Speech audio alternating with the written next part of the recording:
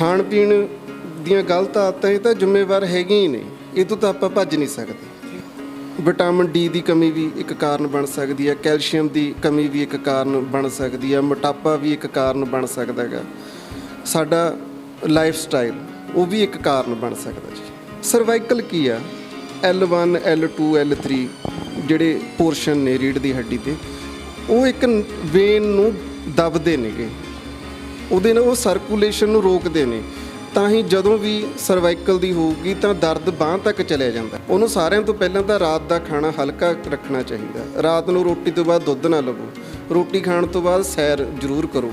ਇੱਕ ਗੱਡਾ ਮਿੱਟੀ ਦਾ ਭਰੇ ਤੇ ਲਾਹੇ, ਫਿਰ ਇੱਕ ਚਮਚਾ ਘਿਓ ਖਾਣ ਦਾ ਹੱਕਦਾਰ ਆ। ਆਪਾਂ ਕਿੰਨੇ ਚਮਚੇ ਖਾ ਜਾਂਦੇ ਆ, ਗੱਡਿਆਂ ਦੇ ਹਿਸਾਬ ਨਾਲ ਕੰਮ ਤੁਸੀਂ ਆਪ ਦੇਖ ਲਓ। ਹੋਮਿਓਪੈਥੀ 'ਚ ਜੀ ਇੱਕ ਦਵਾਈ ਇੱਕ ਬਿਮਾਰੀ ਵਾਸਤੇ ਨਹੀਂ ਬਣ ਸਕਦੀ ਜੀ, ਵੀ ਮੇਰੇ ਕੋਲ 10 ਮਰੀਜ਼ ਆਏ, 10 ਨੂੰ ਸਰਵਾਈਕਲ ਦੀ ਪ੍ਰੋਬਲਮ ਆ ਗਈ, ਸਾਰਿਆਂ ਨੂੰ ਸੇਮ ਦਵਾਈ ਇੱਕ ਤਾਂ ਨਹੀਂ ਦਿੱਤੀ ਜਾ ਸਕਦੀ। ਮਰੀਜ਼ ਦੇ ਸਿੰਪਟਮ ਥੋੜ੍ਹੀ ਜਿਹੀ ਗੱਲ ਨਾਲ ਵੀ ਉਹਦੇ ਬਦਲ ਜਾਂਦੇ ਨੇ, ਉਹਨੂੰ ਦਵਾਈ ਹੋਰ ਬਣ ਜਾਂਦੀ ਹੈ। ਜੇ ਇਕੱਲੀ ਸਰਵਾਈਕਲ ਦੀਆਂ ਦਵਾਈਆਂ ਕੱਢਣੀਆਂ ਨੇ, ਹੋਮਿਓਪੈਥੀ 'ਚ 100-150 ਦਵਾਈ ਨਿਕਲ ਆਊਗੀ, ਪਰ ਮਰੀਜ਼ ਨੂੰ ਕਿਹੜੀ ਦੇਣੀ ਹੈ ਉਹ ਤਾਂ ਮਰੀਜ਼ ਨਾਲ ਜਦੋਂ ਅਸੀਂ ਗੱਲਬਾਤ ਕਰਦੇ ਹਾਂਗੇ ਫੇਰ ਹੀ ਪਤਾ ਲੱਗਦਾ, ਉੱਦਾਂ ਨਹੀਂ ਪਤਾ ਲੱਗਦਾ ਹੈਗਾ। ਸਾਰਿਆਂ ਤੋਂ ਜ਼ਰੂਰੀ ਇਹਦੇ ਵਾਸਤੇ ਸੈਰ ਆ ਗਈ, ਕਿਉਂਕਿ ਸੈਰ ਇੱਕ ਐਸੀ ਐਕਸਰਸਾਈਜ਼ ਆ ਜਿਹਨੂੰ ਅਸੀਂ ਬੁੜੇ ਹੁੰਦੇ ਤੱਕ ਕਰ ਸਕਦੇ ਹਾਂ। ਜਿਹੜਾ ਜਿਮ ਲਾਉਣ ਲੱਗੇ ਹੋਰ, ਉਹ ਕੁਛ ਟਾਈਮ ਵਾਸਤੇ ਤਾਂ ਬੰਦਾ ਕਰ ਲੈਂਦਾ ਹੈਗਾ, ਸਾਰੀ ਜ਼ਿੰਦਗੀ ਨਹੀਂ ਕਰ ਸਕਦਾ ਹੈਗਾ। ਹੁਣ ਗੋਡੇ ਦੀ ਆਹ ਪ੍ਰੋਬਲਮ ਹੈ ਜੀ, ਹੁਣ ਜਦੋਂ ਇਹ 'ਚ ਕੜ ਦੀ ਆਵਾਜ਼ ਆਉਣ ਲੱਗ ਜਾਂਦੀ ਹੈ ਜਾਂ ਹੱਡੀਆਂ 'ਚ ਗੈਪ ਬਿਲਕੁਲ ਖਤਮ ਹੋ ਜਾਂਦਾ ਹੈਗਾ, ਫਿਰ ਉਹਦਾ ਇਲਾਜ ਬਹੁਤ ਹੀ ਮੁਸ਼ਕਿਲ ਆ। ਉਹ 'ਚ ਦਰਦ ਵੀ ਇੰਨਾ ਜ਼ਿਆਦਾ ਹੁੰਦਾ ਹੈਗਾ ਵੀ ਉਹ 'ਤੇ ਕੋਈ ਪੇਨ ਕਿਲਰ ਵੀ ਛੇਤੀ ਕਿਤੇ ਕੰਮ ਨਹੀਂ ਕਰਦਾ। ਉਹਦੇ ਵਾਸਤੇ ਵੀ ਦਵਾਈਆਂ ਤੇਜ਼ ਹੀ ਵਰਤੀਆਂ ਜਾਂਦੀਆਂ ਨੇ ਐਲੋਪੈਥੀ 'ਚ। ਜਿਹੜਾ ਯੂਰਿਕ ਐਸਿਡ ਦਾ ਦਰਦ ਹੋਊਗਾ ਉਹ ਸਵੇਰੇ ਜ਼ਿਆਦਾ ਹੋਊਗਾ, ਰਾਤ ਨੂੰ ਜ਼ਿਆਦਾ ਹੋਊਗਾ, ਦਿਨੇ ਕੋਈ ਸਮੱਸਿਆ ਨਹੀਂ ਹੋਊਗੀ। ਪੰਜੀਰੀ ਨਾ ਲਵੋ, ਕਿਉਂਕਿ ਜੇ ਪਹਿਲਾਂ ਹੀ ਵੱਧਦਾ ਪੰਜੀਰੀ ਖਾਵਾਂਗੇ ਹੋਰ ਵਧੂਗਾ, ਹੋਰ ਔਖਾ ਹੋਊਗਾ। ਕਿਉਂਕਿ ਜ਼ਿਆਦਾਤਰ ਬਿਮਾਰੀਆਂ ਸਾਡਾ ਦਿਮਾਗ ਵੀ ਪੈਦਾ ਕਰਦਾ। ਜਦੋਂ ਹਰ ਟਾਈਮ ਸਟਰੈਸ 'ਚ ਰਹਿਣਾ, ਉਹਦਾ ਸਿੱਧਾ ਅਸਰ ਸਾਡੇ ਪੇਟ 'ਤੇ ਪੈਂਦਾ ਹੈਗਾ। ਜੇ ਕਿਸੇ ਵੀ ਮਰੀਜ਼ ਨੂੰ ਤੰਦਰੁਸਤੀ ਆਊਗੀ ਤਾਂ ਉਹਦੇ ਪੇਟ ਤੋਂ ਆਊਗੀ। ਜੇ ਬਿਮਾਰੀ ਆ ਉਹ ਸ਼ੁਰੂ ਹੋਊਗੀ, ਉਹ ਵੀ ਕਿਤੇ ਨਾ ਕਿਤੇ ਕਾਰਨ ਪੇਟ ਤੋਂ ਸ਼ੁਰੂ। ਇੱਕ ਤਾਂ ਜੇ ਠੀਕ ਰਹਿਣਾ, ਸਾਰਿਆਂ ਤੋਂ ਪਹਿਲਾਂ ਤਾਂ ਜਿਹੜਾ ਤੜਕਾ ਹੈਗਾ ਉਹ ਸਰੋਂ ਦੇ ਤੇਲ 'ਚ ਲਾਓ। ਦੂਜਾ, ਜਿਹੜਾ ਦੁੱਧ ਹੈਗਾ ਉਹਨੂੰ ਦਿਨੇ ਪੀਓ, ਫਿਰਦੇ ਤੁਰਦੇ, ਤਾਂ ਕਿ ਹਜਮ ਆ ਜੇ। ਸਾਡਾ ਸਰੀਰ ਪਰਮਾਤਮਾ ਦਾ ਐਡਾ ਵਧੀਆ ਗਿਫਟ ਆ ਸਾਨੂੰ ਦਿੱਤਾ ਪਰਮਾਤਮਾ ਨੇ। ਇਹਦੀ ਸਾਂਭ ਸੰਭਾਲ ਬੰਦੇ ਦੀ ਪਹਿਲਾ ਕੰਮ ਹੋਣਾ ਚਾਹੀਦਾ। ਪੈਸੇ ਕਮਾਉਣੇ ਦੂਜਾ ਹੋਣਾ ਚਾਹੀਦਾ। ਸਾਰੀ ਜ਼ਿੰਦਗੀ ਬੰਦਾ ਪੈਸੇ ਕਮਾਉਂਦਾ ਗਾ, ਇੱਕ ਵਾਰੀ ਹਸਪੀਟਲ 'ਚ ਚਲਿਆ ਜਾਂਦਾ, ਦਾਖਲ ਹੋ ਜਾਂਦਾ, ਸਾਰੀ ਜ਼ਿੰਦਗੀ ਦੀ ਕਮਾਈ ਲੱਗ ਗਈ। Press the bell icon and never missing video from Sirat Punjab D। ਤੁਸੀਂ ਵੇਖ ਰਹੇ ਹੋ ਚੈਨਲ ਸੀਰਤ ਪੰਜਾਬ ਦੀ। ਇਸ ਸਮੇਂ ਅਸੀਂ ਪ੍ਰੋਗਰਾਮ ਸਿਹਤ ਜ਼ਰੂਰੀ ਲੈ ਕੇ ਤੁਹਾਡੀ ਕਚਹਿਰੀ ਦੇ ਵਿੱਚ ਹਾਜ਼ਰ ਹਾਂ। ਸਿਹਤ ਜ਼ਰੂਰੀ ਦੇ ਵਿੱਚ ਅੱਜ ਸਾਡੇ ਨਾਲ ਜਗਦੀਪ ਸਿੰਘ ਔਲਖ ਗੱਲ ਕਰਨਗੇ, ਜਿਹੜਾ ਤੁਹਾਡੇ ਗੋਡਿਆਂ ਦੇ ਵਿੱਚ, ਮੋਢਿਆਂ ਦੇ ਵਿੱਚ ਜਾਂ ਢੂਹੀ ਦੇ ਵਿੱਚ ਜਿਹੜਾ ਦਰਦ ਰਹਿੰਦਾ ਹੈ, ਪੇਨ ਰਹਿੰਦੀ ਹੈ, ਥਕਾਵਟ ਰਹਿੰਦੀ ਹੈ ਜਾਂ ਸਰਵਾਈਕਲ ਆ, ਇਹਨਾਂ ਚੀਜ਼ਾਂ ਦੇ ਉੱਪਰ ਸਾਡੇ ਨਾਲ ਚਰਚਾ ਕਰਨ ਲਈ ਹਾਜ਼ਰ ਨੇ ਜਗਦੀਪ ਸਿੰਘ ਔਲਖ। ਔਲਖ ਸਾਹਿਬ, ਸਵਾਗਤ ਹੈ ਜੀ ਤੁਹਾਡਾ। ਸਤਿ ਸ਼੍ਰੀ ਅਕਾਲ ਜੀ। ਔਲਖ ਸਾਹਿਬ, ਅੱਜ ਕੱਲ੍ਹ ਜਿਹੜੀ ਪ੍ਰੋਬਲਮ ਆ ਲੋਕਾਂ ਨੂੰ, ਉਹ ਕਿਸੇ ਦੇ ਗੋਡੇ ਦੁਖਦੇ ਆ, ਕਿਸੇ ਦੇ ਮੋਢੇ ਦੁਖਦੇ ਆ, ਪਰ ਢੂਹੀ ਤੋਂ ਜਿਹੜੀ ਢੂਹੀ ਦੀ ਪੇਨ ਆ ਉਹ ਤੋਂ ਹਰ ਦੂਜਾ ਬੰਦਾ ਜਿਹੜਾ ਉਹ ਪ੍ਰਭਾਵਿਤ ਆ। ਇਹਦੇ ਵੱਡੇ ਕਾਰਨ ਕੀ ਕਾਰਨ ਨੇ ਜਿਹੜੇ ਹਰ ਬੰਦੇ ਦੀ ਢੂਹੀ? ਇੱਕ ਉਮਰ ਤੋਂ ਬਾਅਦ ਢੂਹੀ ਦੁਖਣਾ ਆਮ ਗੱਲ ਹੈਗੀ, ਪਰ ਅੱਜ ਕੱਲ੍ਹ ਮੈਂ ਬਹੁਤ ਕੇਸਾਂ 'ਚ ਦੇਖ ਰਿਹਾ, ਬਹੁਤ ਘੱਟ ਉਮਰ 'ਚ ਗੋਡੇ ਵੀ ਦੁਖਣ ਲੱਗ ਜਾਂਦੇ ਨੇ, ਢੂਹੀ ਵੀ ਦੁਖਣ ਲੱਗ ਜਾਂਦੀ ਹੈ। ਖਾਣ ਪੀਣ ਦੀਆਂ ਗਲਤ ਆਦਤਾਂ ਇਹ ਤਾਂ ਜ਼ਿੰਮੇਵਾਰ ਹੈਗੀਆਂ ਹੀ ਨੇ, ਇਹ ਤੋਂ ਤਾਂ ਆਪਾਂ ਭੱਜ ਨਹੀਂ ਸਕਦੇ। ਦੂਜਾ ਕਾਰਨ ਇਹ ਹੈ ਵੀ ਸਾਡਾ ਉਸ ਤਰ੍ਹਾਂ ਦਾ ਕੰਮ ਨਹੀਂ ਰਿਹਾ, ਦਿਮਾਗ ਦਾ ਕੰਮ ਵੱਧ ਗਿਆ, ਸਰੀਰ ਦਾ ਕੰਮ ਘਟ ਗਿਆ। ਜਦੋਂ ਓਵਰਵੇਟ ਹੋਊਗਾ, ਰੀੜ੍ਹ ਦੀ ਹੱਡੀ 'ਤੇ ਪ੍ਰੈਸ਼ਰ ਪਊ, ਗੋਡਿਆਂ 'ਤੇ ਪ੍ਰੈਸ਼ਰ ਪਊਗਾ, ਉਹਦੇ ਨਾਲ ਪ੍ਰੋਬਲਮ ਆਉਣੀ ਹੈਗੀ।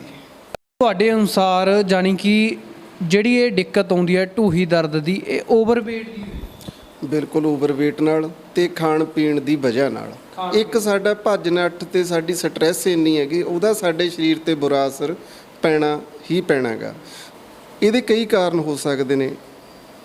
ਵਿਟਾਮਿਨ ਡੀ ਦੀ ਕਮੀ ਵੀ ਇੱਕ ਕਾਰਨ ਬਣ ਸਕਦੀ ਹੈ, ਕੈਲਸ਼ੀਅਮ ਦੀ ਕਮੀ ਵੀ ਇੱਕ ਕਾਰਨ ਬਣ ਸਕਦੀ ਹੈ, ਮੋਟਾਪਾ ਵੀ ਇੱਕ ਕਾਰਨ ਬਣ ਸਕਦਾ ਹੈਗਾ, ਸਾਡਾ ਲਾਈਫ ਸਟਾਈਲ ਉਹ ਵੀ ਇੱਕ ਕਾਰਨ ਬਣ ਸਕਦਾ ਜੀ। ਇਹਦਾ ਪਤਾ ਕਿਵੇਂ ਲੱਗ ਸਕਦਾ ਹੈ ਕਿ ਜਿਹੜੀ ਮੇਰੀ ਢੂਹੀ ਦਰਦ ਕਰ ਰਹੀ ਆ ਉਹ ਮੋਟਾਪੇ ਦੀ ਵਜ੍ਹਾ ਨਾਲ ਕਰ ਰਹੀ ਆ, ਜਾਂ ਕੈਲਸ਼ੀਅਮ ਦੀ ਕਮੀ ਨਾਲ ਕਰ ਰਹੀ ਆ, ਜਾਂ ਵਿਟਾਮਿਨਾਂ ਦੀ ਕਮੀ ਨਾਲ ਕਰ ਰਹੀ ਜਿਹੜਾ ਹੋਮਿਓਪੈਥੀ ਚੱਲਦੀ ਹੈ ਸਿੰਪਟਮ ਤੇ। ਮਰੀਜ਼ ਕੀ ਕਹਿ ਰਿਹਾ, ਮਰੀਜ਼ ਦੀ ਗੱਲ ਸੁਣੋ, ਉਹਦੇ ਜਿਹੜੇ ਸਿੰਪਟਮ ਨੇ ਉਹ ਦਵਾਈ ਨਾਲ ਮਿਲਾਓ ਤੇ ਉਹ ਦਵਾਈ ਦਿਓ। ਐਲੋਪੈਥੀ ਉਹ 'ਚ ਸਿਰਫ ਪੇਨ ਕਿਲਰ ਆਪਾਂ ਦੇ ਦਿੰਦੇ ਹੈਗੇ, ਵੀ ਗੋਡੇ ਦੁਖਦੇ ਨੇ ਕੋਈ ਪੇਨ ਕਿਲਰ ਲੈ ਲਿਆ। ਪੇਨ ਕਿਲਰ ਦੇ ਆਉਣ ਵਾਲੇ ਟਾਈਮ 'ਚ ਉਹਦੇ ਬੁਰੇ ਅਸਰ ਸਾਹਮਣੇ ਆਉਣ ਲੱਗ ਜਾਂਦੇ ਨੇ, ਗਲਤ ਨਤੀਜੇ ਆਉਣ ਲੱਗ ਜਾਂਦੇ ਨੇ। ਇਹ ਢੂਹੀ ਤਾਂ ਇਹ ਜਿਹੜੇ ਆ, ਇਹ ਜਿਵੇਂ ਹੁਣ ਕਹਿ ਦਈਏ ਢੂਹੀ ਤੋਂ ਬਾਅਦ ਸਰਵਾਈਕਲ ਦੀ ਪ੍ਰੋਬਲਮ ਆਮ ਹੈ ਲੋਕਾਂ ਨੂੰ। ਸਰਵਾਈਕਲ ਕੀ ਹੈ, ਜਿਹੜਾ ਤੁਹਾਡਾ ਲਾਈਫ ਸਟਾਈਲ ਆ ਸਾਡਾ, ਉਹਦੀ ਵਜ੍ਹਾ ਨਾਲ ਹੁੰਦਾ, ਕਿਸ ਵਜ੍ਹਾ ਨਾਲ ਹੁੰਦਾ? ਲਾਈਫ ਸਟਾਈਲ ਦੀ ਵਜ੍ਹਾ ਨਾਲ ਹੁੰਦਾ, ਕੋਈ ਵਜਨ ਦੀ ਵਜ੍ਹਾ ਨਾਲ ਵੀ ਹੋ ਜਾਂਦਾ। ਸਰਵਾਈਕਲ ਕੀ ਆ, L1 L2 L3 ਜਿਹੜੇ ਪੋਰਸ਼ਨ ਨੇ ਰੀੜ੍ਹ ਦੀ ਹੱਡੀ ਦੇ, ਉਹ ਇੱਕ ਵੇਨ ਨੂੰ ਦਬਦੇ ਨੇਗੇ, ਉਹਦੇ ਨਾਲ ਉਹ ਸਰਕੂਲੇਸ਼ਨ ਨੂੰ ਰੋਕਦੇ ਨੇ। ਤਾਂ ਹੀ ਜਦੋਂ ਵੀ ਸਰਵਾਈਕਲ ਦੀ ਹੋਊਗੀ ਤਾਂ ਦਰਦ ਬਾਂਹ ਤੱਕ ਚਲਿਆ ਜਾਂਦਾ। ਸਰਵਾਈਕਲ ਜਦੋਂ ਸ਼ੁਰੂ ਹੁੰਦਾ ਹੈ, ਲੱਛਣ ਕੀ ਨੇ ਇਹਦੇ ਸਰਵਾਈਕਲ ਦੇ? ਸਾਰਿਆਂ ਤੋਂ ਪਹਿਲਾਂ ਤਾਂ ਚੱਕਰ ਆਉਣ ਲੱਗਣਗੇ, ਗਰਦਨ 'ਚ ਦਰਦ ਰਹਿਣ ਲੱਗੂਗਾ। ਹੌਲੀ ਹੌਲੀ ਜਦੋਂ ਆਪਾਂ ਇਹਦੇ ਵੱਲ ਨਹੀਂ ਧਿਆਨ ਦਿੰਦੇ, ਫਿਰ ਜਿਹੜਾ ਦਰਦ ਆ ਉਹ ਬਾਂਹ ਤੱਕ ਜਾਣ ਲੱਗ ਜਾਂਦਾ ਜੀ। ਜਿਹੜੀ ਚਾਹੇ ਗੋਡਿਆਂ ਦੀ ਪ੍ਰੋਬਲਮ ਆ, ਢੂਹੀ ਦੀ ਆ, ਚਾਹੇ ਸਰਵਾਈਕਲ ਦੀ ਹੈਗੀ, ਦਵਾਈ ਉਦੋਂ ਲਵੋ ਜਦੋਂ ਬਿਮਾਰੀ ਸ਼ੁਰੂ ਹੋ ਰਹੀ ਹੈਗੀ। ਸਾਡੇ ਕੋਲ ਕੀ ਪ੍ਰੋਬਲਮ ਆਉਂਦੀ ਆ, ਹੋਮਿਓਪੈਥੀ ਵਾਲਿਆਂ ਕੋਲ ਅਕਸਰ ਸਵਾਲ ਆਉਂਦਾ ਹੈਗਾ ਵੀ ਹੋਮਿਓਪੈਥੀ 'ਚ ਟਾਈਮ ਬਹੁਤ ਲੱਗਦਾ ਹੈਗਾ। ਸਾਡੇ ਕੋਲ ਮਰੀਜ਼ ਆਉਂਦਾ ਹੀ ਉਦੋਂ ਆ ਜਦੋਂ ਸਾਰਾ ਕੁਝ ਕਰ ਹਟਦਾ ਹੈਗਾ। ਸ਼ੁਰੂ 'ਚ ਆਵੇ ਤਾਂ ਸਾਰੇ ਕਿਤੋਂ ਥੱਕ ਜਾਂਦਾ, ਹਾਰ ਜਾਂਦਾ, ਉਦੋਂ ਹੋਮਿਓਪੈਥੀ ਵੱਲ। ਹਾਂਜੀ, ਉਦੋਂ ਹੋਮਿਓਪੈਥੀ ਵੱਲ ਆਉਂਦੇ ਨੇ। ਜੇ ਕੋਈ ਸਾਡੇ ਕੋਲ ਸ਼ੁਰੂ 'ਚ ਆਵੇ ਤਾਂ ਕੋਈ ਕਾਰਨ ਨਹੀਂ ਹੈਗਾ ਵੀ ਉਹਨੂੰ ਜ਼ਿਆਦਾ ਟਾਈਮ ਲੱਗੇ, ਛੇਤੀ ਠੀਕ ਨਾ ਹੋਵੇ। ਬਿਲਕੁਲ ਹੋਮਿਓਪੈਥੀ ਤੋਂ ਇਲਾਵਾ ਜੇਕਰ ਸਰਵਾਈਕਲ ਦੀ ਪ੍ਰੋਬਲਮ ਆ, ਗੋਡਿਆਂ ਦੀ ਪ੍ਰੋਬਲਮ ਆ, ਢੂਹੀ ਦੀ ਪ੍ਰੋਬਲਮ ਆ, ਮੋਢਿਆਂ ਦੀ ਪ੍ਰੋਬਲਮ ਆ, ਇਸ ਪ੍ਰੋਬਲਮ ਨੂੰ ਸ਼ੁਰੂਆਤੀ ਦੌਰ ਦੇ ਵਿੱਚ ਕੀ ਘਰ ਦੇ ਵਿੱਚ ਬਿਨਾਂ ਕਿਸੇ ਮੈਡੀਸਨ ਤੋਂ ਰੋਕਿਆ ਜਾ ਸਕਦਾ? ਲਾਈਫ ਸਟਾਈਲ ਸਹੀ ਕਰਨ ਨਾਲ। ਸਾਰਿਆਂ ਤੋਂ ਪਹਿਲਾਂ ਤਾਂ ਨਾ ਜੀ, ਜਿਹਨੂੰ ਪ੍ਰੋਬਲਮ ਹੈਗੀ, ਜੋੜਾਂ 'ਚ ਦਰਦ ਆ, ਕਿਸੇ ਵੀ ਜੋੜ ਦਾ ਆਪਾਂ ਦਰਦ ਲੈ ਲਈਏ, ਉਹਨੂੰ ਸਾਰਿਆਂ ਤੋਂ ਪਹਿਲਾਂ ਤਾਂ ਰਾਤ ਦਾ ਖਾਣਾ ਹਲਕਾ ਰੱਖਣਾ ਚਾਹੀਦਾ। ਰਾਤ ਨੂੰ ਰੋਟੀ ਤੋਂ ਬਾਅਦ ਦੁੱਧ ਨਾ ਲਵੋ, ਰੋਟੀ ਖਾਣ ਤੋਂ ਬਾਅਦ ਸੈਰ ਜ਼ਰੂਰ ਕਰੋ। ਤੇ ਜਿੰਨੀਆਂ ਵੀ ਫੈਟ ਵਾਲੀਆਂ ਚੀਜ਼ਾਂ ਨੇ, ਅੱਜ ਕੱਲ੍ਹ ਵੀਰੇ ਆਪਾਂ ਕੀ ਕਰਦੇ ਆਂਗੇ, ਹੁਣ ਮੇਰਾ ਕੰਮ ਬੈਠਣ ਦਾ ਹੈਗਾ। ਜੇ ਮੈਂ ਘਿਓ ਖਾਊਂਗਾ ਜਾਂ ਕੋਈ ਮੈਂ ਦੁੱਧ ਪੀਊਂਗਾ, ਮੇਰਾ ਵਜਨ ਵਧੂਗਾ। ਵਜਨ ਵਧਣ ਨਾਲ ਗਾ ਹੋਰ ਪ੍ਰੋਬਲਮ ਆ, ਢੂਹੀ ਦਰਦ ਆ, ਸਰਵਾਈਕਲ ਹੈਗਾ, ਉਹ ਸ਼ੁਰੂ ਹੋਣ ਲੱਗ ਜਾਂਦੀਆਂ ਨੇ ਜੀ। ਘਿਓ ਦੀ ਤੁਸੀਂ ਗੱਲ ਕੀਤੀ ਆ, ਘਿਓ ਹਰ ਬੰਦਾ ਖਾਂਦਾ ਹੈ, ਚਾਹੇ ਕੋਈ ਥੋੜਾ ਖਾਂਦਾ, ਚਾਹੇ ਬਹੁਤਾ ਖਾਂਦਾ ਹੈ। ਹਰ ਬੰਦਾ ਦੁੱਧ ਪੀਂਦਾ ਹੈ, ਉਹ ਪੀਣ ਦੇ ਤਰੀਕੇ, ਉਹਦੀਆਂ ਵਿਧੀਆਂ ਅਲੱਗ-ਅਲੱਗ ਨੇ। ਕੋਈ ਡਾਇਰੈਕਟ ਦੁੱਧ ਪੀਂਦਾ, ਕੋਈ ਚਾਹ ਦੇ ਥਰੂ ਦੁੱਧ ਪੀਂਦਾ ਹੈ। ਜਿਹੜਾ ਘਿਓ ਦੀ ਤੁਸੀਂ ਗੱਲ ਕੀਤੀ ਆ, ਘਿਓ ਇਹ ਲੋਕ ਦੇਸੀ ਘਿਓ ਛੱਡਤਾ ਲੋਕਾਂ ਨੇ, ਜਿਹੜਾ ਰਿਫਾਈਨਡ ਖਾਣ ਲੱਗ ਗਏ। ਰਿਫਾਈਨਡ ਦਾ ਕੋਈ ਨੁਕਸਾਨ ਹੈਗਾ? ਖੁਰਾਕ ਕੋਈ ਮਾੜੀ ਨਹੀਂ ਹੁੰਦੀ ਜੀ। ਗੱਲ ਐ ਵੀ ਅਸੀਂ ਉਹਨੂੰ ਵਰਤ ਕਿਵੇਂ ਰਹੇ ਹਾਂਗੇ। ਇੱਕ ਬੰਦਾ ਬਹੁਤ ਮਿਹਨਤ ਕਰਦਾ, ਸਰੀਰਕ ਮਿਹਨਤ ਕਰਦਾ ਹੈਗਾ, ਉਹ ਘਿਓ ਖਾਵੇ, ਉਹਨੂੰ ਕੋਈ ਪ੍ਰੋਬਲਮ ਨਹੀਂ ਹੈਗੀ, ਕੋਈ ਮੋਟਾਪਾ ਨਹੀਂ ਆਉਂਦਾ ਹੈਗਾ, ਕੋਈ ਦਿੱਕਤ ਨਹੀਂ, ਜੇ ਉਹਦਾ ਸਰੀਰ ਦਾ ਕੰਮ ਆ। ਇੱਕ ਪੁਰਾਣੀ ਕਹਾਵਤ ਹੈ ਜੀ, ਕਹਿੰਦੇ ਵੀ ਜੇ ਇੱਕ ਚਮਚਾ ਬੰਦੇ ਨੇ ਘਿਓ ਦਾ ਖਾਣਾ ਗਾ, ਪੁਰਾਣੇ ਸਮਿਆਂ ਦੇ ਉਦੋਂ ਦੇ ਉਹਨਾਂ ਦੇ ਹਿਸਾਬ ਨਾਲ ਉਦਾਹਰਨ ਹੈਗੀ ਵੀ ਇੱਕ ਗੱਡਾ ਮਿੱਟੀ ਦਾ ਭਰੇ ਤੇ ਲਾਹੇ, ਫਿਰ ਇੱਕ ਚਮਚਾ ਘਿਓ ਖਾਣ ਦਾ ਹੱਕਦਾਰ ਆ। ਆਪਾਂ ਕਿੰਨੇ ਚਮਚੇ ਖਾ ਜਾਂਦੇ ਆ, ਗੱਡਿਆਂ ਦੇ ਹਿਸਾਬ ਨਾਲ ਕੰਮ ਤੁਸੀਂ ਆਪ ਦੇਖ ਲਓ। ਕਿਉਂਕਿ ਅੱਜ ਕੱਲ੍ਹ ਕੰਮ ਸਰੀਰ ਦਾ ਘਟ ਗਿਆ, ਮਸ਼ੀਨੀ ਯੁੱਗ ਹੈਗਾ। ਸਰੀਰ ਦਾ ਤਾਂ ਉਹਨਾਂ ਕੰਮ ਨਹੀਂ ਹੈਗਾ, ਕੰਮ ਹੀ ਸਾਰਾ ਦਿਮਾਗ ਦਾ ਰਹਿ ਗਿਆ ਜੀ। ਲੋਕਾਂ ਨੂੰ ਟੈਨਸ਼ਨ ਹਰ ਬੰਦੇ ਨੂੰ ਹੁੰਦੀ ਹੈਗੀ, ਹਾਲਾਤ ਹੀ ਇਹੋ ਜਿਹੇ ਨੇ। ਉਹਦਾ ਸਾਡੇ ਸਰੀਰ 'ਤੇ ਬੁਰਾ ਅਸਰ ਪੈਣਾ, ਸਾਡੀਆਂ ਹੱਡੀਆਂ 'ਤੇ ਵੀ ਪੈਣਾ, ਸਾਰੇ ਸਰੀਰ 'ਤੇ ਪੈਣਾ ਜੀ। ਕੋਈ ਐਕਸਰਸਾਈਜ਼ ਕਰ ਸਕਦਾ ਹੋਵੇ ਬੰਦਾ ਜਦੋਂ ਸਰਵਾਈਕਲ ਦੀ ਪ੍ਰੋਬਲਮ ਆ ਜਾਂਦੀ ਹੈ ਜਾਂ ਗੋਡਿਆਂ ਦੀ, ਜਿਹੜਾ ਐਕਸਰਸਾਈਜ਼ ਨਾਲ ਬੰਦਾ ਥੋੜ੍ਹਾ ਜਿਹਾ ਪੇਨ ਤੋਂ ਦੂਰ ਹੋ ਜਾਵੇ? ਜੇ ਇਹਦੇ ਵਾਸਤੇ ਕੋਈ ਵੀ ਐਕਸਰਸਾਈਜ਼ ਕਰਨੀ ਹੈਗੀ ਤਾਂ ਆਪ ਨਾ ਕਰੋ, ਕਿਸੇ ਫਿਜ਼ੀਓਥੈਰੇਪੀ ਵਾਲੇ ਦੀ ਦੇਖ ਰੇਖ 'ਚ ਕਰੋ। ਕਿਉਂਕਿ ਇਹ 'ਚ ਕੀ ਹੁੰਦਾ, ਸਰਵਾਈਕਲ ਦੀ ਐਕਸਰਸਾਈਜ਼ ਜਿਵੇਂ ਗਰਦਨ ਦੀ ਮੈਂ ਦੱਸਿਆ, ਬਹੁਤ ਹੌਲੀ ਹੌਲੀ ਕਰਨੀ ਹੁੰਦੀ ਹੈ। ਮੇਰੇ ਕੋਲ ਕਾਫੀ ਕੇਸ ਆਏ ਨੇ ਜਿਹੜਿਆਂ ਨੂੰ ਐਕਸਰਸਾਈਜ਼ ਕਰਨ ਨਾਲ ਪ੍ਰੋਬਲਮ ਵੱਧ ਗਈ, ਪਰ ਉਹਨਾਂ ਨੂੰ ਕਿਉਂਕਿ ਉਹਨਾਂ ਨੂੰ ਸਹੀ ਤਰੀਕਾ ਹੀ ਨਹੀਂ ਪਤਾ ਹੁੰਦਾ ਹੈਗਾ। ਤੇਜ਼ ਗਰਦਨ ਘੁਮਾ ਲਈ, ਉਹਦੇ ਨਾਲ ਹੋਰ ਪ੍ਰੋਬਲਮ ਆ ਗਈ। ਜਿਹੜਾ ਐਕਸਪਰਟ ਹੈਗਾ ਉਹ ਆਪਦੀ ਦੇਖ ਰੇਖ 'ਚ ਕਰਾਊਗਾ, ਉਹਦੇ ਰਿਜ਼ਲਟ ਵੀ ਮਿਲਣਗੇ, ਪਰ ਇਕੱਲਾ ਉਹ 'ਤੇ ਨਾ ਰਹੋ, ਦਵਾਈ ਵੀ ਲਾਜ਼ਮੀ ਲਵੋ। ਹੋਮੋਪੈਥੀ ਦੇ ਵਿੱਚ ਕਿਹੜੀ ਮੈਡੀਸਿਨ ਲਈ ਜਾਂਦੀ ਹੈ, ਦਿੱਤੀ ਜਾਂਦੀ ਹੈ ਸਰਵਾਈਕਲ ਵਾਲੇ ਪੇਸ਼ੈਂਟ? ਹੋਮਿਓਪੈਥੀ 'ਚ ਜੀ ਇੱਕ ਦਵਾਈ ਇੱਕ ਬਿਮਾਰੀ ਵਾਸਤੇ ਨਹੀਂ ਬਣ ਸਕਦੀ ਜੀ। ਵੀ ਮੇਰੇ ਕੋਲ 10 ਮਰੀਜ਼ ਆਏ, 10 ਨੂੰ ਸਰਵਾਈਕਲ ਦੀ ਪ੍ਰੋਬਲਮ ਆ ਗਈ, ਸਾਰਿਆਂ ਨੂੰ ਸੇਮ ਦਵਾਈ ਇੱਕ ਤਾਂ ਨਹੀਂ ਦਿੱਤੀ ਜਾ ਸਕਦੀ। ਮਰੀਜ਼ ਦੇ ਸਿੰਪਟਮ ਥੋੜੀ ਜੀ ਗੱਲ ਨਾਲ ਵੀ ਉਹਦੇ ਬਦਲ ਜਾਂਦੇ ਨੇ, ਉਹਨੂੰ ਦਵਾਈ ਹੋਰ ਬਣ ਜਾਂਦੀ ਹੈਗੀ। ਜੇ ਕੱਲੀ ਸਰਵਾਈਕਲ ਦੀਆਂ ਦਵਾਈਆਂ ਕੱਢਣੀਆਂ ਨੇ, ਹੋਮਿਓਪੈਥੀ 'ਚ 100-150 ਦਵਾਈ ਨਿਕਲ ਆਊਗੀ, ਪਰ ਮਰੀਜ਼ ਨੂੰ ਕਿਹੜੀ ਦੇਣੀ ਹੈ ਉਹ ਤਾਂ ਮਰੀਜ਼ ਨਾਲ ਜਦੋਂ ਅਸੀਂ ਗੱਲਬਾਤ ਕਰਦੇ ਹਾਂਗੇ ਫੇਰ ਹੀ ਪਤਾ ਲੱਗਦਾ, ਉੱਦਾਂ ਨਹੀਂ ਪਤਾ ਲੱਗਦਾ ਹੈਗਾ। ਡਾਕਟਰ ਸਾਹਿਬ ਇਹ ਤਾਂ ਗੱਲ ਹੋ ਗਈ ਹੋਮੋਪੈਥੀ ਦੇ ਵਿੱਚ ਹਰ ਪੇਸ਼ੈਂਟ ਨੂੰ ਇੱਕ ਦਵਾਈ ਨਹੀਂ ਦਿੱਤੀ ਜਾ ਸਕਦੀ। ਇਹ ਸਰਵਾਈਕਲ ਦੀ ਆਪਾਂ ਗੱਲ ਕੀਤੀ ਆ। ਇਸ ਤੋਂ ਇਲਾਵਾ ਜਿਹੜੀ ਗੋਡਿਆਂ ਦੀ ਆਪਾਂ ਗੱਲ ਕਰਦੇ ਹਾਂ, ਗੋਡਿਆਂ ਦੀ ਪ੍ਰੋਬਲਮ ਆ, ਜ਼ਿਆਦਾਤਰ ਬਜ਼ੁਰਗਾਂ ਨੂੰ ਗੋਡਿਆਂ ਦੀ ਪ੍ਰੋਬਲਮ ਹੁੰਦੀ ਆ। ਬੁਢਾਪੇ ਦੇ ਵਿੱਚ ਜਿਹੜੇ ਨੇ ਹਰ ਇਨਸਾਨ ਦੇ ਗੋਡੇ ਦੁਖਦੇ ਨੇ, ਅਤੇ ਇਹ ਗੋਡੇ ਨਾ ਦੁਖਣ ਕਿੱਦਾਂ ਦੀ ਖਾਦ ਖੁਰਾਕ ਅਸੀਂ ਖਾਈਏ ਜਿਹੜੇ ਬੁਢਾਪੇ ਦੇ ਵਿੱਚ ਜਾ ਕੇ ਸਾਡੇ ਗੋਡੇ ਮੋਢੇ ਨਾ ਦੁਖਣ? ਇੱਕ ਤਾਂ ਸਾਰਿਆਂ ਤੋਂ ਜ਼ਰੂਰੀ ਇਹਦੇ ਵਾਸਤੇ ਸੈਰ ਆ ਗਈ, ਕਿਉਂਕਿ ਸੈਰ ਇੱਕ ਐਸੀ ਐਕਸਰਸਾਈਜ਼ ਆ ਜਿਹਨੂੰ ਅਸੀਂ ਬੁੜੇ ਹੁੰਦੇ ਤੱਕ ਕਰ ਸਕਦੇ ਹਾਂ। ਜਿਹੜਾ ਜਿਮ ਲਾਉਣ ਲੱਗੇ ਹੋਰ ਉਹ ਕੁਛ ਟਾਈਮ ਵਾਸਤੇ ਤਾਂ ਬੰਦਾ ਕਰ ਲੈਂਦਾ ਹੈਗਾ, ਸਾਰੀ ਜ਼ਿੰਦਗੀ ਨਹੀਂ ਕਰ ਸਕਦਾ ਹੈਗਾ। ਹੁਣ ਗੋਡੇ ਦੀ ਆਹ ਪ੍ਰੋਬਲਮ ਹੈ ਜੀ, ਹੁਣ ਜਦੋਂ ਇਹ 'ਚ ਕੜ ਦੀ ਆਵਾਜ਼ ਆਉਣ ਲੱਗ ਜਾਂਦੀ ਹੈ ਜਾਂ ਹੱਡੀਆਂ 'ਚ ਗੈਪ ਬਿਲਕੁਲ ਖਤਮ ਹੋ ਜਾਂਦਾ ਹੈਗਾ, ਫਿਰ ਉਹਦਾ ਇਲਾਜ ਬਹੁਤ ਹੀ ਮੁਸ਼ਕਿਲ ਆ। ਉਹ 'ਚ ਦਰਦ ਵੀ ਇੰਨਾ ਜ਼ਿਆਦਾ ਹੁੰਦਾ ਹੈਗਾ ਵੀ ਉਹ 'ਤੇ ਕੋਈ ਪੇਨ ਕਿਲਰ ਵੀ ਛੇਤੀ ਕਿਤੇ ਕੰਮ ਨਹੀਂ ਕਰਦਾ। ਉਹਦੇ ਵਾਸਤੇ ਵੀ ਦਵਾਈਆਂ ਤੇਜ਼ ਹੀ ਵਰਤੀਆਂ ਜਾਂਦੀਆਂ ਨੇ ਐਲੋਪੈਥੀ 'ਚ। ਹੋਮਿਓਪੈਥੀ 'ਚ ਸਿਰਫ ਇਹਦਾ ਇੰਨਾ ਕੁ ਕੀਤਾ ਜਾ ਸਕਦਾ ਵੀ ਕੁਛ ਆਰਾਮ ਰਹੇ। ਗੋਡੇ ਦੁਖਣਾ ਜਿਹੜਾ ਯੂਰੀਕ ਐਸਿਡ ਕਹਿੰਦੇ ਆ ਆਪਾਂ ਜਾਂ ਕੋਲੇਸਟ੍ਰੋਲ ਕਹਿੰਦੇ ਆ, ਇਹਦੀ ਵਜ੍ਹਾ ਨਾਲ ਵੀ ਗੋਡੇ ਦੁਖਦੇ? ਯੂਰਿਕ ਐਸਿਡ, ਕੈਲਸ਼ੀਅਮ ਦੀ ਕਮੀ, ਇਹ ਚੀਜ਼ਾਂ ਪੁੱਛੀਆਂ ਜਾਂਦੀਆਂ ਨੇ ਮਰੀਜ਼ ਤੋਂ, ਉਹਨੂੰ ਦੇਖਿਆ ਜਾਂਦਾ। ਕਿਉਂਕਿ ਕੋਈ ਵੀ ਹੋਮਿਓਪੈਥੀ ਵਾਲਾ ਜਦੋਂ ਮਰੀਜ਼ ਨੂੰ ਦਵਾਈ ਦਿੰਦਾ, ਮਰੀਜ਼ 'ਤੇ ਉਹ 15-20 ਮਿੰਟ ਅੱਧਾ ਘੰਟਾ ਲਾਉਂਦਾ ਗਾ, ਉਹਦੀ ਗੱਲ ਨੂੰ ਸਮਝਦਾ ਵੀ ਇਹਨੂੰ ਯੂਰਿਕ ਐਸਿਡ ਦੀ ਵਜ੍ਹਾ ਨਾਲ ਪ੍ਰੋਬਲਮ ਆ ਰਹੀ ਹੈ, ਕੈਲਸ਼ੀਅਮ ਦੀ ਵਜ੍ਹਾ ਨਾਲ ਪ੍ਰੋਬਲਮ ਆ ਰਹੀ ਹੈ, ਇਹਦੀ ਹੱਡੀਆਂ 'ਚੋਂ ਗੈਪ ਘਟ ਰਿਹਾ, ਇਹਦੀ ਸਮੱਸਿਆ ਕੀ ਹੈਗੀ, ਉਸ ਤੋਂ ਬਾਅਦ ਦਵਾਈ ਦਿੱਤੀ ਜਾਂਦੀ ਆ। ਯੂਰੀਕ ਐਸਿਡ ਦੀ ਸਮੱਸਿਆ ਆਉਂਦੀ ਕਿਉਂ ਆ? ਯੂਰੀਕ ਐਸਿਡ ਪੈਦਾ ਕਿਵੇਂ? ਯੂਰਿਕ ਐਸਿਡ ਸਾਡੇ ਖਾਣ ਪੀਣ ਦੀ ਪ੍ਰੋਬਲਮ ਹੈ। ਇਹਦਾ ਆਪਾਂ ਪੰਜਾਬੀ 'ਚ ਐਂ ਸਮਝ ਸਕਦੇ ਹਾਂ ਕਿ ਵੀ ਜਿੰਨੀ ਕੈਲੋਰੀ ਦੀ ਐਨਰਜੀ ਦੀ ਸਾਡੇ ਸਰੀਰ ਨੂੰ ਲੋੜ ਆ, ਅਸੀਂ ਉਹ ਤੋਂ ਵੱਧ ਲੈ ਰਹੇ ਹਾਂ। ਜਿਹੜਾ ਯੂਰਿਕ ਐਸਿਡ ਦਾ ਦਰਦ ਹੋਊਗਾ ਉਹ ਸਵੇਰੇ ਜ਼ਿਆਦਾ ਹੋਊਗਾ, ਰਾਤ ਨੂੰ ਜ਼ਿਆਦਾ ਹੋਊਗਾ, ਦਿਨੇ ਕੋਈ ਸਮੱਸਿਆ ਨਹੀਂ ਹੋਊਗੀ। ਜਿਹੜਾ ਕੋਈ ਹੋਰ ਪ੍ਰੋਬਲਮ ਹੈਗੀ, ਕੋਈ ਵੀਕਨੈਸ ਆ, ਕੋਈ ਹੱਡੀਆਂ ਦੀ ਕਮਜ਼ੋਰੀ ਹੈਗੀ, ਕੋਈ ਕੈਲਸ਼ੀਅਮ ਦੀ ਕਮੀ ਹੈਗੀ, ਉਹਦੇ 'ਚ ਇਹਦੋਂ ਉਲਟ ਹੁੰਦਾ ਹੈਗਾ। ਉਹ 'ਚ ਜਿਉਂ-ਜਿਉਂ ਮਰੀਜ਼ ਕੰਮ ਕਰੂਗਾ ਉਹ ਓਨਾ ਹੀ ਔਖਾ ਹੋਊਗਾ। ਯੂਰਿਕ ਐਸਿਡ 'ਚ ਜਿੰਨਾ ਕੰਮ ਕਰੂਗਾ ਓਨਾ ਸੌਖਾ ਹੋ। ਜਿਵੇਂ ਆਪਾਂ ਕਹਿ ਦਈਏ ਵੀ ਭੱਖ ਕੇ ਜੇ ਕੁਛ ਠੀਕ ਹੋ ਜਾਂਦਾ, ਜਿਵੇਂ ਅੱਡੀ ਦਾ ਦਰਦ ਹੈਗਾ ਜਿਹਦਾ ਹਾਂਜੀ ਹਾਂ ਗਰਮ ਹੁੰਦਾ ਜਾਂਦਾ, ਯੂਰਿਕ ਐਸਿਡ ਦਾ ਦਰਦ ਉਹ ਠੀਕ ਹੋਈ ਜਾਂਦਾ ਹੈਗਾ। ਜਿਹੜੀ ਕੋਈ ਹੋਰ ਪ੍ਰੋਬਲਮ ਆ ਉਹ 'ਚ ਕੰਮ ਕਰਨ ਨਾਲ ਦਰਦ ਵਧੂਗਾ। ਇਹ ਦੋਨੇ ਆਪੋਜਿਟ ਗੱਲਾਂ ਨੇ ਜੀ। ਗੱਲ ਇਹ ਹੈਗੀ ਕਿ ਵੀ ਜੇ ਯੂਰੀਕ ਐਸਿਡ ਬਣ ਗਿਆ, ਕਿਸੇ ਦਾ ਪ੍ਰੋਬਲਮ ਹੋ ਗਈ, ਗੋਡੇ ਦੁਖਣ ਲੱਗ ਗਏ ਜਾਂ ਮੋਢੇ ਦੁਖਣ ਲੱਗ ਗਏ ਜਾਂ ਢੂਹੀ ਦੁਖਣ ਲੱਗ ਗਈ, ਕੋਲੇਸਟ੍ਰੋਲ ਬਣ ਗਿਆ, ਅਕਸਰ ਘਰਾਂ ਦੇ ਵਿੱਚ ਬਜ਼ੁਰਗ ਕਹਿ ਦਿੰਦੇ ਨੇ ਕਿ ਕਾਕਾ ਤੇਰੀ ਢੂਹੀ ਆ ਜਿਹੜੀ ਕਮਜ਼ੋਰੀ ਦੀ ਵਜ੍ਹਾ ਨਾਲ ਦੁਖਦੀ ਆ। ਤੁਸੀਂ ਦੱਸਿਆ ਕਿ ਜਿਹੜਾ ਯੂਰੀਕ ਐਸਿਡ ਆ ਉਹ ਓਵਰ ਖਾਣ ਦੀ ਵਜ੍ਹਾ ਨਾਲ, ਜ਼ਿਆਦਾ ਖਾਣ ਦੀ ਵਜ੍ਹਾ ਨਾਲ ਪੈਦਾ ਹੁੰਦਾ। ਜਦੋਂ ਬਜ਼ੁਰਗ ਘਰਾਂ ਦੇ ਵਿੱਚ ਕਹਿ ਦਿੰਦੇ ਨੇ ਕਿ ਤੇਰੀ ਕਮਜ਼ੋਰੀ ਦੀ ਵਜ੍ਹਾ ਨਾਲ ਢੂਹੀ ਦੁਖਣ ਲੱਗ ਗਈ, ਅਕਸਰ ਘਰਾਂ ਦੇ ਵਿੱਚ, ਪਿੰਡਾਂ ਦੇ ਵਿੱਚ ਪੰਜੀਰੀ ਰਲਾ ਆਉਂਦੇ ਨੇ। ਫਿਰ ਉਹ ਪੰਜੀਰੀ ਖਾਣੀ ਚਾਹੀਦੀ ਹੈ ਕਿ ਨਹੀਂ ਖਾਣੀ ਚਾਹੀਦੀ? ਕੀ ਪੇਸ਼ੈਂਟ ਕਿੱਥੋਂ ਜੱਜ ਕਰੇ ਕਿ ਮੇਰੀ ਜਿਹੜੀ ਢੂਹੀ ਆ ਉਹ ਯੂਰੀਕ ਐਸਿਡ ਦੀ ਵਜ੍ਹਾ ਨਾਲ ਦੁਖਣ ਲੱਗੀ ਆ ਅਤੇ ਵੀ ਮੈਨੂੰ ਇਹ ਜਿਹੜੀ ਹੋਰ ਹੈਵੀ ਖੁਰਾਕ ਆ ਉਹ ਨਹੀਂ ਖਾਣੀ ਚਾਹੀਦੀ?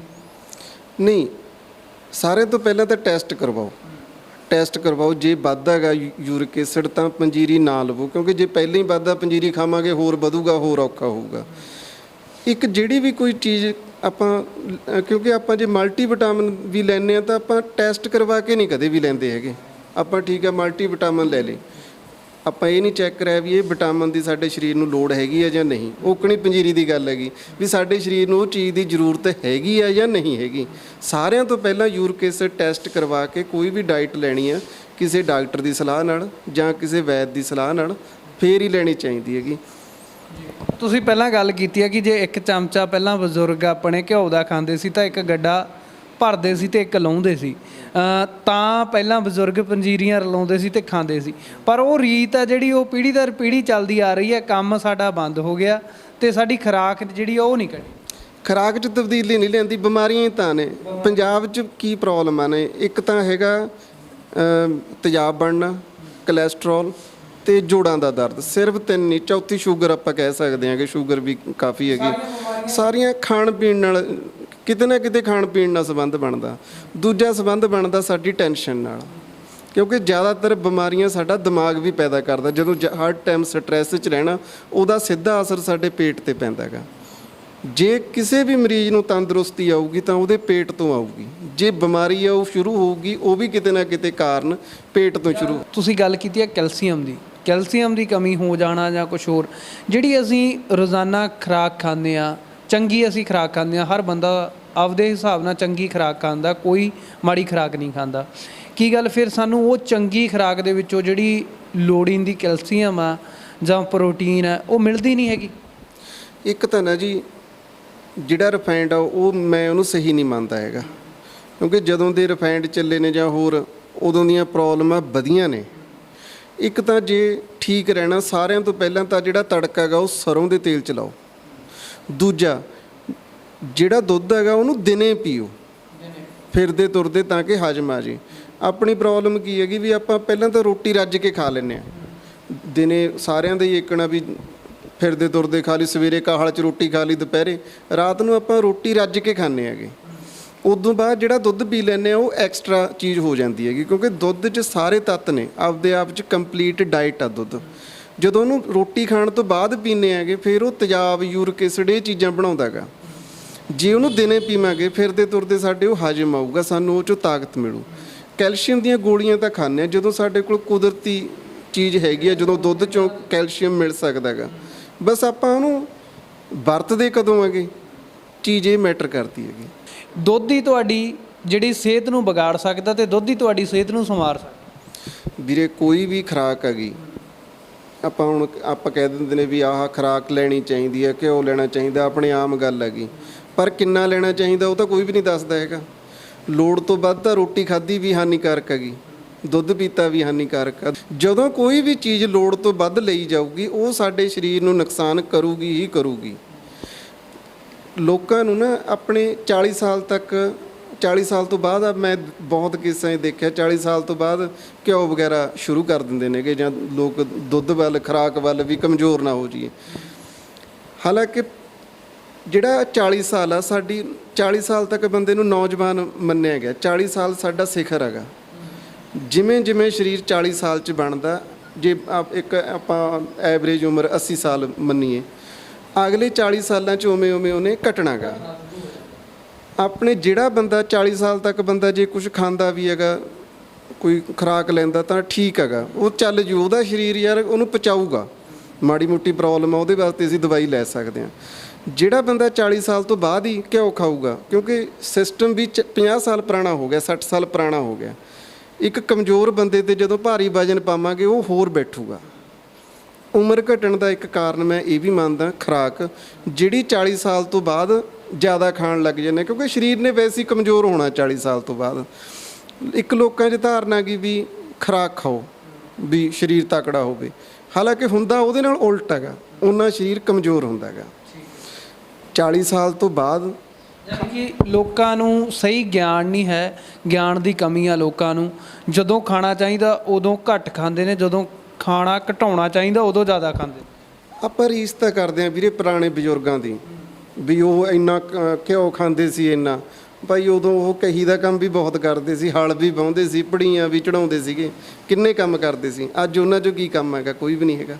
ਜੇ ਐਕਸਰਸਾਈਜ਼ ਹੁਣ ਕਰਦੇ ਰਹਿਣ, ਘਰ ਦੇ ਵਿੱਚ ਯੋਗਾ ਕਰਦੇ ਰਹਿਣ, ਕੋਈ ਐਕਸਰਸਾਈਜ਼ ਕਰਦੇ ਰਹਿਣ, ਡਾਕਟਰ ਦੀ ਐਡਵਾਈਸ ਨਾਲ, ਜਿਵੇਂ ਤੁਸੀਂ ਦੱਸਿਆ ਫਿਜ਼ੀਓਥੈਰੇਪੀ ਦੀ ਕਿਸੇ ਦੀ ਐਡਵਾਈਸ ਦੇ ਨਾਲ, ਤਾਂ ਇਹਨਾਂ ਜਿਹੜੀਆਂ ਮੁਸ਼ਕਿਲਾਂ ਨੇਗੀਆਂ, ਜਿਹੜੀਆਂ ਇਹ ਪਰੇਸ਼ਾਨੀਆਂ ਬੁਢਾਪੇ 'ਚ ਆਉਂਦੀਆਂ ਨੇ, ਤਾਂ ਇਹਨਾਂ ਤੋਂ ਬਚਿਆ ਜਾ ਸਕਦਾ? ਬਿਲਕੁਲ ਬਚਿਆ ਜਾ ਸਕਦਾ। ਨੋਰਮਲ ਖਾਓ, ਸੈਰ ਕਰੋ, ਜ਼ਿਆਦਾ ਸਟ੍ਰੈਸ ਨਾ ਲਵੋ, ਵੱਡੀ ਗੱਲ ਹੈਗੀ, ਖੁਸ਼ ਰਹੋ, ਠੀਕ ਹੈਗਾ, ਕੋਈ ਬਿਮਾਰੀ ਨਹੀਂ ਲੱਗਦੀ। ਯਾਨੀ ਕਿ ਆਪਣੀ ਲਾਈਫ ਦਾ ਜਿਹੜਾ ਆਨੰਦ ਮਾਣੋ, ਜੋ ਤੁਸੀਂ ਉਰੇ ਆਏ ਹੋ, ਇਸ ਜ਼ਿੰਦਗੀ ਆ ਜਿਹੜਾ ਇਹਦਾ ਇੰਜੋਏ ਕਰੋ, ਤਾਂ ਤੁਹਾਨੂੰ ਸ਼ਾਇਦ ਕੋਈ ਵੀ ਜਿਹੜੀ ਹੈ ਬਿਮਾਰੀ ਉਹ ਨਾ ਆਵੇ। ਸਾਡਾ ਸਰੀਰ ਪਰਮਾਤਮਾ ਦਾ ਐਡਾ ਵਧੀਆ ਗਿਫਟ ਆ ਸਾਨੂੰ ਦਿੱਤਾ ਪਰਮਾਤਮਾ ਨੇ। ਇਹਦੀ ਸਾਂਭ ਸੰਭਾਲ ਬੰਦੇ ਦੀ ਪਹਿਲਾ ਕੰਮ ਹੋਣਾ ਚਾਹੀਦਾ, ਪੈਸੇ ਕਮਾਉਣੇ ਦੂਜਾ ਹੋਣਾ ਚਾਹੀਦਾ। ਸਾਰੀ ਜ਼ਿੰਦਗੀ ਬੰਦਾ ਪੈਸੇ ਕਮਾਉਂਦਾ ਗਾ, ਇੱਕ ਵਾਰੀ ਹਸਪੀਟਲ 'ਚ ਚਲਿਆ ਜਾਂਦਾ, ਦਾਖਲ ਹੋ ਜਾਂਦਾ ਸੀ, ਸਾਰੀ ਜ਼ਿੰਦਗੀ ਦੀ ਕਮਾਈ ਲੱਗ ਗਈ, ਕਿਉਂਕਿ ਉੱਥੇ ਦਾ ਬਿੱਲ ਵੀ ਬਹੁਤ ਵੱਡੇ ਵੱਡੇ ਬਣਦੇ ਨੇ। ਹਾਲਾਂਕਿ ਉਹ ਚੀਜ਼ ਤੋਂ ਅਸੀਂ ਬਚ ਸਕਦੇ ਹਾਂਗੇ। ਕਾਫੀ ਹੱਦ ਤੱਕ। ਤੁਸੀਂ ਦਰਸ਼ਕਾਂ ਨੂੰ ਕੀ ਐਡਵਾਈਸ ਦਿਓਗੇ ਕਿ ਜਿਹੜੇ ਜੇਕਰ ਕੋਈ ਵੀ ਬਿਮਾਰੀ ਆਉਂਦੀ ਹੈ ਛੋਟੀ ਤੋਂ ਲੈ ਕੇ ਵੱਡੀ ਤੱਕ, ਤਾਂ ਉਹਨੂੰ ਹੱਲ ਕਰਨ ਲਈ ਹੋਮਿਓਪੈਥੀ ਦੇ ਵਿੱਚ ਆਉਣਾ ਚਾਹੀਦਾ, ਹੋਮਿਓਪੈਥੀ ਨਾਲ ਇਲਾਜ ਕਰਾਉਣਾ ਚਾਹੀਦਾ? ਕਿ ਹੋਮਿਓਪੈਥੀ ਦਾ ਇਲਾਜ ਆ ਜਿਹੜਾ ਉਹ ਸਫਲ ਹੈ? ਬਿਲਕੁਲ ਹੋਮਿਓਪੈਥੀ 'ਚ ਬਿਲਕੁਲ ਸਫਲ ਆ ਇਲਾਜ। ਇੱਕ ਤਾਂ ਸਾਰਿਆਂ ਤੋਂ ਪਹਿਲਾਂ ਤਾਂ ਮੈਂ ਇਹ ਕਹਿਣਾ ਚਾਹੂੰਗਾ ਵੀ ਮਾੜਾ ਜਿਹਾ ਸਿਰ ਦੁਖਿਆ ਜਦੀ ਪੇਨ ਕਿਲਰ ਲੈ ਲਿਆ, ਉਹ ਨਹੀਂ ਲੈਣਾ ਚਾਹੀਦਾ। 2 ਮਿੰਟ ਆਰਾਮ ਕਰਕੇ ਵੀ ਠੀਕ ਹੋ ਸਕਦਾ। ਇੱਕ ਮੇਰੇ ਕੋਲ ਬਹੁਤ ਵਾਰੀ ਸਵਾਲ ਆਉਂਦਾ ਵੀ ਸਾਡੀ ਕੋਈ ਬਲੱਡ ਪ੍ਰੈਸ਼ਰ ਦੀ ਗੋਲੀ ਚੱਲਦੀ ਹੈ, ਕੋਈ ਸ਼ੂਗਰ ਦੀ ਚੱਲਦੀ ਹੈ, ਵੀ ਇਹਦੇ ਨਾਲ ਹੋਮਿਓਪੈਥੀ ਲਈ ਨਹੀਂ ਜਾ ਸਕਦੀ। ਆਮ ਮੈਨੂੰ ਲੋਕ ਸਵਾਲ ਕਰਦੇ ਨੇ। ਤਾਂ ਮੈਂ ਸਾਰੇ ਦਰਸ਼ਕਾਂ ਨੂੰ ਕਹਿਣਾ ਚਾਹੁੰਦਾ ਗਾ ਵੀ ਕੋਈ ਵੀ ਜੇ ਦਵਾਈ ਇਸ ਤਰ੍ਹਾਂ ਦੀ ਚੱਲਦੀ ਹੈ ਅਸੀਂ ਉਹਨੂੰ ਬੰਦ ਨਹੀਂ ਕਰਦੇ। ਜਿਹੜੀ ਹੋਮਿਓਪੈਥੀ ਦੀ ਦਵਾਈ ਅਸੀਂ ਇਹ ਕਹਿ ਦਿੰਦੇ ਹਾਂ ਵੀ ਉਹਦੇ ਨਾਲ ਅੱਧੇ ਘੰਟੇ ਦੇ ਭਾਈ ਫਰਕ ਨਾ ਲੈ ਲਓ। ਹੋਰ ਵੀ ਜੇ ਕੋਈ ਦਵਾਈ ਚੱਲਦੀ ਹੈ ਉਹਦੇ ਨਾਲ ਵੀ ਹੋਮਿਓਪੈਥੀ ਵਰਤੀ ਜਾ ਸਕਦੀ ਹੈਗੀ। ਹੋਮਿਓਪੈਥੀ ਕੀ ਕਰਦੀ ਹੈਗੀ, ਇਹ ਬਿਮਾਰੀ 'ਤੇ ਕੰਮ ਨਹੀਂ ਕਰਦੀ, ਤੁਹਾਡਾ ਇਮਿਊਨਿਟੀ 'ਤੇ ਕੰਮ ਕਰਦੀ ਆ, ਇਮਿਊਨ ਸਿਸਟਮ 'ਤੇ ਕੰਮ ਕਰਦੀ ਹੈਗੀ, ਤਾਂ ਕਿ ਤੁਹਾਡਾ ਸਰੀਰ ਇੰਨਾ ਮਜ਼ਬੂਤ ਹੋਵੇ ਬਿਮਾਰੀ ਨੂੰ ਭਜਾਵੇ, ਦਵਾਈ ਨਾ ਭਜਾਵੇ। ਡਾਕਟਰ ਜਗਦੀਪ ਸਿੰਘ ਔਲਖ ਸੀ ਸਾਡੇ ਨਾਲ ਇਸ ਸਮੇਂ ਮੌਜੂਦ। ਇਹਨਾਂ ਦਾ ਜਿਹੜਾ ਕੰਟੈਕਟ ਨੰਬਰ ਆ ਉਹ ਤੁਹਾਨੂੰ ਵੀਡੀਓ ਦੇ ਵਿੱਚ ਅਸੀਂ ਜ਼ਰੂਰ ਦੇਵਾਂਗੇ। ਤੁਸੀਂ ਇਹਨਾਂ ਤੋਂ ਜਿਹੜੀ ਗੋਡਿਆਂ ਬਾਰੇ, ਮੋਢਿਆਂ ਬਾਰੇ ਜਾਂ ਢੂਹੀ ਬਾਰੇ, ਸਰਵਾਈਕਲ ਬਾਰੇ, ਹੋਮਿਓਪੈਥੀ ਦੇ ਇਲਾਜ ਬਾਰੇ ਜਿਹੜੀ ਤੁਸੀਂ ਐਡਵਾਈਸ ਲੈ ਸਕਦੇ ਹੋ। ਪਰ ਅਸੀਂ ਤੁਹਾਨੂੰ ਦਰਸ਼ਕੋ ਇੱਕ ਗੱਲ ਇਹ ਦੱਸ ਦਈਏ ਕਿ ਡਾਕਟਰ ਜਗਦੀਪ ਸਿੰਘ ਔਲਖ ਨੇ ਇਹੀ ਗੱਲ ਕਹੀ ਹੈ ਕਿ ਜਿਹੜੇ ਗੋਡੇ ਨੇ ਜਾਂ ਢੂਹੀ ਹੈ ਜਾਂ ਮੋਢੇ ਨੇ, ਇਹ ਤੁਹਾਡਾ ਲਾਈਫ ਸਟਾਈਲ ਚੇਂਜ ਕਰਨ ਨਾਲ ਹੀ ਤੁਸੀਂ ਇਹਨਾਂ ਸਮੱਸਿਆਵਾਂ ਤੋਂ ਬਚ ਸਕਦੇ ਹੋ। ਲੋੜ ਤੋਂ ਵੱਧ ਖਾਣਾ ਬੰਦ ਕਰ ਦਿਓ, ਰਿਫਾਈਨਡ ਖਾਣਾ ਬੰਦ ਕਰ ਦਿਓ। ਜੇਕਰ ਤੁਸੀਂ ਚੰਗੀ ਜ਼ਿੰਦਗੀ ਜਿਉਣੀ ਹੈ ਤਾਂ ਰਿਫਾਈਨਡ ਦੀ ਜਗ੍ਹਾ ਜਿਹੜਾ ਸਰੋਂ ਦਾ ਤੇਲ ਦਾ ਇਸਤੇਮਾਲ ਕਰੋ। ਚੈਨਲ ਸੀਰਤ ਪੰਜਾਬ ਦੀ ਵੇਖਣ ਲਈ ਤੁਹਾਡਾ ਸਭ ਦਾ ਧੰਨਵਾਦ। ਡਾਕਟਰ ਸਾਹਿਬ ਤੁਹਾਡਾ ਵੀ ਧੰਨਵਾਦ। ਧੰਨਵਾਦ ਜੀ, ਸਤਿ ਸ਼੍ਰੀ ਅਕਾਲ ਜੀ। ਡਾਕਟਰ ਸਾਹਿਬ ਤੁਸੀਂ ਦਰਸ਼ਕਾਂ ਨੂੰ ਕੋਈ ਮੈਸੇਜ, ਕੋਈ ਆਪਣਾ ਫੋਨ ਨੰਬਰ ਜਿਹਦੇ ਲਈ ਜੇਕਰ ਕੋਈ ਪੇਸ਼ੈਂਟ ਦੂਰ ਬੈਠਾ ਹੈ ਉਹ ਤੁਹਾਤੋਂ ਐਡਵਾਈਸ ਲੈਣਾ ਚਾਹਵੇ? ਬਿਲਕੁਲ ਮੈਨੂੰ ਫੋਨ ਕਰ ਸਕਦੇ ਹੋ। ਜੇ ਕੋਈ ਦੂਰ ਆ ਨਹੀਂ ਆ ਸਕਦਾ ਮੇਰੇ ਕੋਲ, ਕੋਈ ਪ੍ਰੋਬਲਮ ਨਹੀਂ, ਆਪਦੀ ਪ੍ਰੋਬਲਮ ਦੱਸੋ, ਮੈਂ ਫੋਨ 'ਤੇ ਦਵਾਈਆਂ ਲਿਖਾ ਦੂੰਗਾ। ਕੋਈ ਵੀ ਤੁਹਾਡੇ ਨੇੜੇ ਹੋਮਿਓਪੈਥੀ ਦਾ ਸਟੋਰ ਹੋਵੇ ਤੁਸੀਂ ਉੱਥੋਂ ਦਵਾਈ ਲੈ ਸਕਦੇ ਹੋ। Press the bell icon and never missing video from Sirat Punjab D.